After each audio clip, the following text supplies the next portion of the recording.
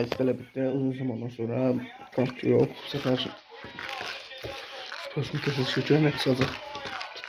Bence bilen başlayalım.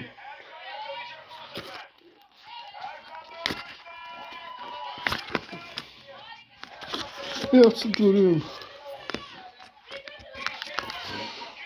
De video kutu bastım. Challenge'ımı yumurtam. Tabii ki fakat diyelim belirlemeyeceğiz.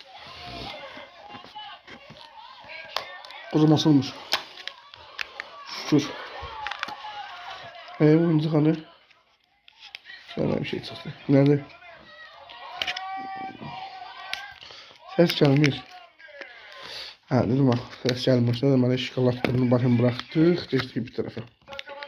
Gülen sifetine.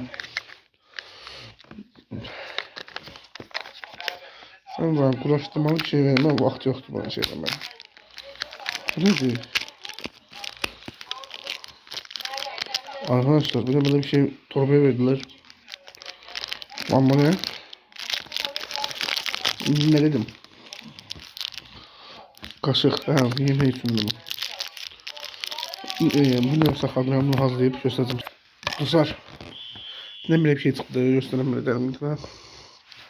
Ve vakit demeden bunu açtım. Her iki tarafından ses geldi bilmem. Aşağıya şakalat. Kopup hareket edemez diye düşünüyorum. Bu ne?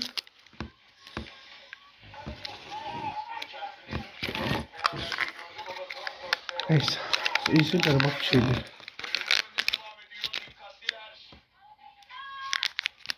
Ne lan?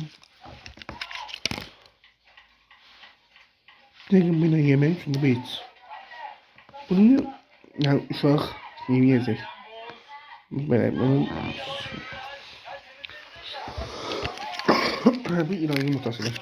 Taksam. Bu 10 üstünden 0.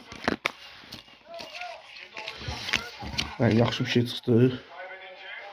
10 üstündən o dərəcə deyil. Məsələn, sticker zad olsa üstünə yapışdırardıq, əlində dolardı amma 10 üstündən bir 8 olar. 9 onda 5, hadi. Sonra 5. Şimdi bu işkolta da bundan yaxşı deyə en azından 9 onda 5.